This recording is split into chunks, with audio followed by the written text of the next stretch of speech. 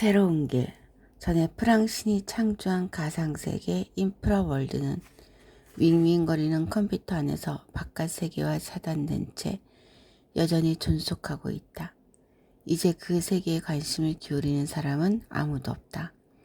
거의 존재하지 않는 거나 다름없는 그 세계에서 종교인들과 과학자들은 마침내 더 높은 차원의 세계가 존재한다는 것을 받아들이고 그 세계에 대한 탐험에 착수했다. 한 작가가 과학 소설을 통해 처음으로 다른 차원의 세계에 대한 가정을 내놓았고 로켓과 망원경 덕택에 그 가정이 사실로 확인되었다. 그들은 그 다른 차원의 세계를 피안이라고 부른다. 거기에도 사람들이 살고 있지만 그들은 시간과 공간을 다르게 지각한다. 인프라 월드의 사람들은 이렇게 추론하였다. 높은 차원의 사람들은 컴퓨터를 사용하고 있다. 그 컴퓨터에는 우리 세계를 설계하고 주재하는 프로그램이 들어있다. 그 프로그램을 사용해서 그들은 우리를 존재하게 한다. 우리는 그들이 만들어낸 가상의 세계에서만 존재한다. 우리는 물질적으로는 존재하지 않는다. 우리는 자기 매체에 있는 0과 1의 연속일 뿐이다. 긴 정보의 삿을 이루는 음과 양의 연속, 즉 전자, DNA가 우리 세계를 설계한다. 처음에 그들은 자기들이 거의 존재하지 않는 거나 마찬가지라는 사실에 경악했지만 곧 그것에 익숙해졌다. 그들은 이제 어떻게 해서 자기들이 존재하게 되었는가를 알고 싶어 한다. 그들은 예전에 프랑신이라는 이름의 신이 존재한다는 것을 알아냈다. 그들은 그 신을 죽였다. 죽이기까지는 못했더라도 중상을 입힌 것은 분명하다. 하지만 그들은 그것으로 만족하지 않는다. 그들은 위쪽 세계를 이해하고 싶어 한다. 연쇄 반응. 그녀는 앞으로 곧장 달리다가 비탈길로 빠르게 내리닫았다. 여기저기에 미루나무들이 자줏빛 방추처럼 서 있었다. 그녀는 그 나무들 사이로 회전 활강을 하듯이 사형을 그리며 내려갔다. 날개들의 갈채 소리가 일었다. 나비들이 화사한 날개를 펼치고 서로 앞서락 뒤서락 희롱대며 공기를 휘저었다. 1년이 흘렀다. 백과사전의 보관자인 줄리는 그 책을 입방체의 가방에 다시 담아 처음 발견했던 바로 그 장소로 가져가고 있는 중이었다. 미래의 다른 사람이 나타나 그 상대적이며 절대적인 지식을 활용할 수 있기를 바라면서 이제 그녀와 그녀의 친구들은 더 이상 그 책을 보관할 필요를 느끼지 않았다. 그 책의 내용이 그들 8사람 내면에 간직되어 있기 때문이었다. 그들은 그 내용을 더욱 풍부하게 만들기까지 했다. 줄리는 가방을 닫기 전에 제3권의 마지막 페이지를 다시 읽었다. 에드몽 웰즈가 손을 떨면서 마지막으로 쓴 문장이었다. 이제 끝났습니다. 하지만 이것은 시작일 뿐입니다. 이제 여러분이 할 일은 혁명이나 진보를 이루는 것이고 여러분의 사회와 여러분의 문명을 위해 야망을 품는 것이며 사회가 정체하거나 후퇴하지 않도록 발명하고 건설하고 창조하는 것입니다. 상대적이며 절대적인 지식의 백과사전을 완성하십시오. 여러분의 자녀들이 여러분보다 훨씬 나을 수 있도록 새로운 기획, 새로운 삶의 방식, 새로운 교육 방법을 창안하십시오. 여러분의 꿈의 지평을 넓히십시오. 유토피아 사회 건설을 시도해 보십시오. 더욱더 대담한 작품을 만들어내십시오. 여러분의 재능을 한데 모으십시오. 1+1은 3이 될 테니까요. 새로운 차원의 사유를 찾아 떠나십시오. 겸손하게, 평화적으로, 조용하게 행동하십시오. 우리는 선사시대의 인류일 뿐입니다. 위대한 모험은 우리의 뒤가 아니라 우리 앞에 있습니다. 자연이라는 거대한 정보 은행을 활용하십시오. 그것은 선물입니다. 각각의 생명 형태는 자기 안에 교훈을 담고 있습니다. 살아있는 모든 것과 소통하십시오. 모든 지식을 융합하십시오. 미래는 강한 자의 것도 빛나는 자의 것도 아닙니다. 미래는 당연히 발명가들의 것입니다. 발명하십시오. 여러분 각자는 개미집에 장가지를 날라오는 한 마리 개미입니다. 작지만 독창적인 생각을 찾아내십시오. 여러분 각자는 전능하고 덧없습니다. 그것은 여러분이 서둘러 건설해야 하는 또 하나의 이유가 됩니다.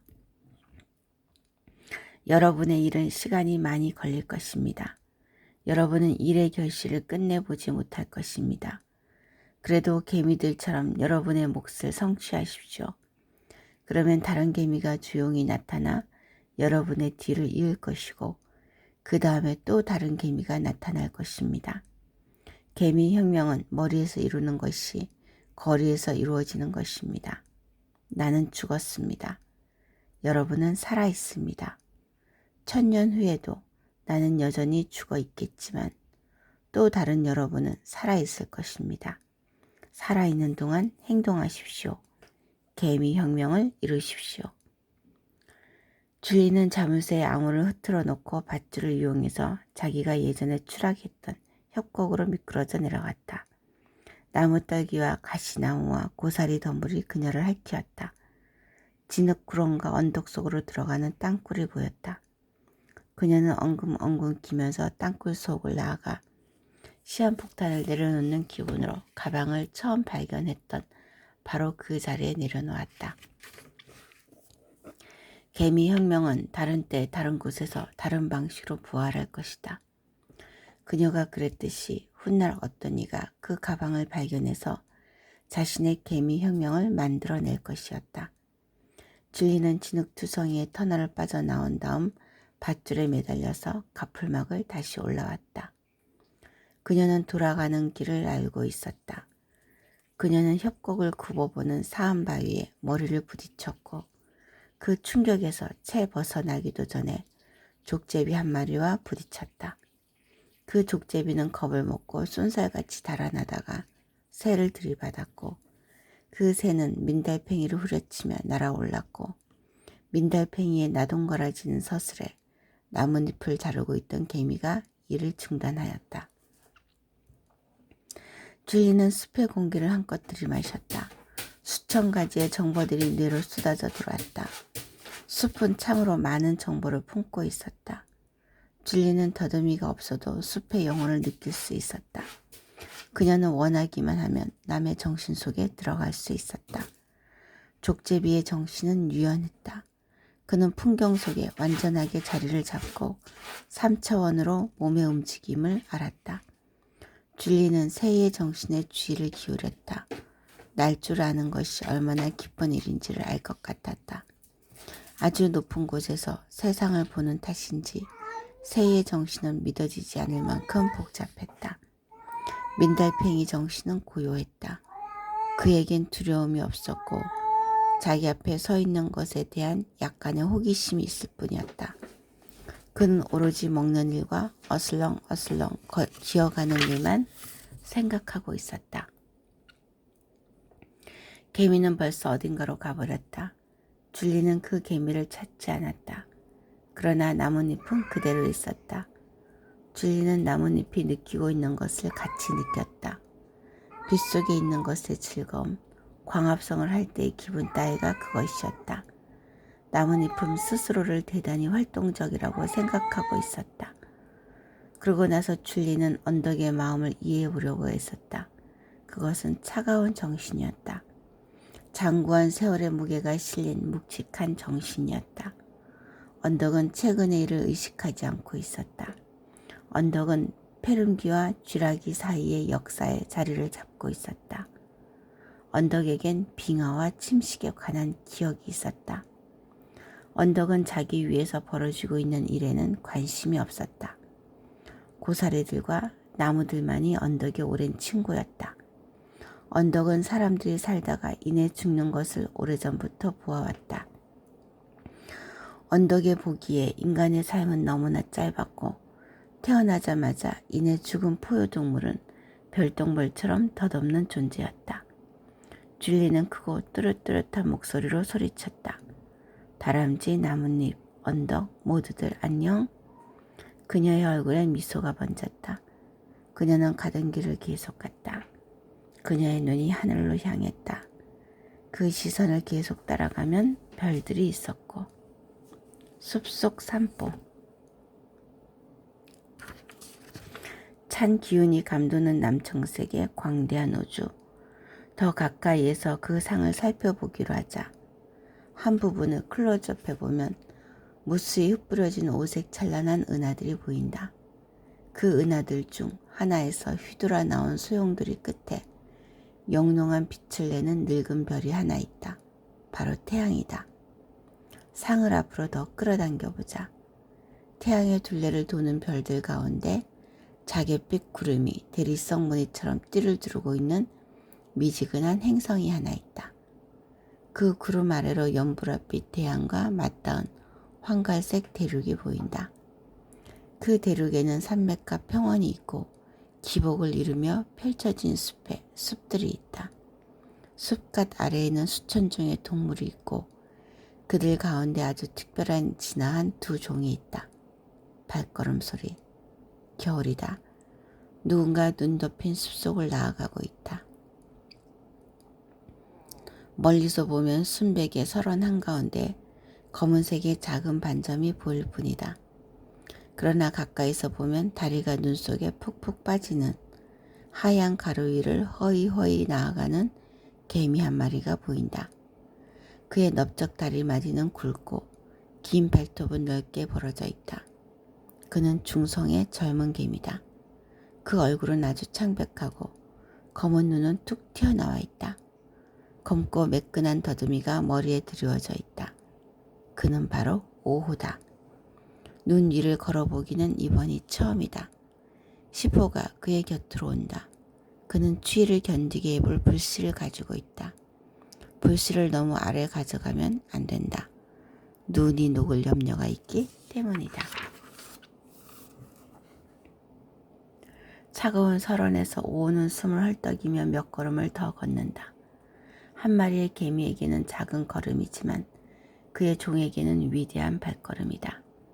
그는 차가운 눈이 자꾸 턱에 닿는 것이 싫어서 마지막 남은 힘을 다해 두 뒷다리로 버티고 일어선다. 그는 그렇게 불편한 자세로 네 걸음을 나아가서 멈춘다. 눈에서 걷는다는 것만으로도 대단한 일인데 두 다리로 눈에서 걷는다는 건 너무나 힘들다. 하지만 그는 포기하지 않는다. 그는 시포를 돌아보며 이렇게 페로몬을 바란다. 나는 새로운 보행 방식을 발견했어. 날 따라해봐. 시작. 손이 책의 마지막 페이지를 펼쳤다. 눈이 왼쪽에서 오른쪽으로 글자를 따라가는 동작을 멈추자 눈꺼풀이 잠시 내려온다. 읽은 것을 새기며 뜸을 들이던 눈이 다시 뜨인다. 낱말들은 차츰차츰 일련의 작은 상으로 변한다. 두 개의 깊숙한 곳, 뇌 속의 커다란 파노라마, 화면에 불이 꺼진다. 이것이 끝이다. 그러나 모를 일이다. 이것은 단지 하나의 시작일지도.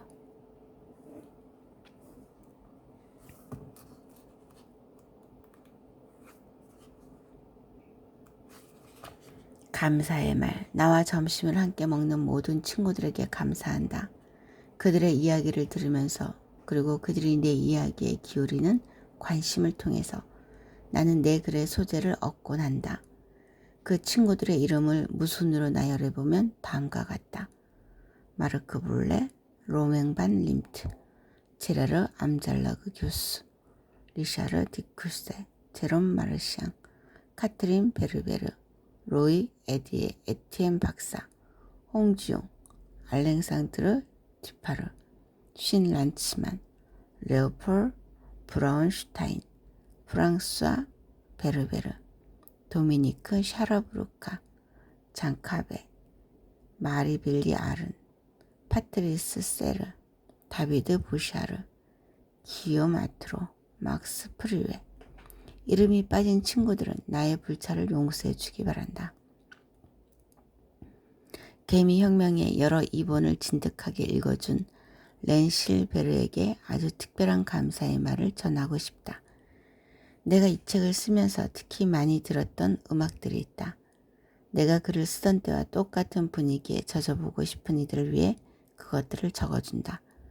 모차르트, 프로코피에프, 핑크 플로이드, 디비시, 마이크 올드필드. 숲속 장면들을 쓰면서 제너시스, 예스, 영화, 모래 언덕, 스타워즈, 갈매기의 꿈, E.T. 추격 장면을 쓰면서의 음악. 마릴리언, AC/DC, 데드 캔 댄스, 아르보 페르트, 안드레아 폴렌바이드, 고교생들의 혁명 장면을 쓰면서, 그리고 정적 또는 바흐 상대적이며 절대적인 지식의 백과사전에서 발췌한 것으로 되어 있는 모든 글을 쓰면서, 끝으로 펄프를 마련해준 나무들에게 진심으로 고마움을 표시하고 싶다. 그 나무들을 베어낸 자리에 하루빨리 다른 나무들이 심어지길 바란다.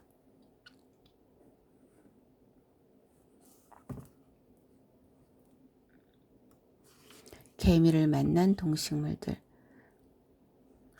이건 동식물 백과사전이구나.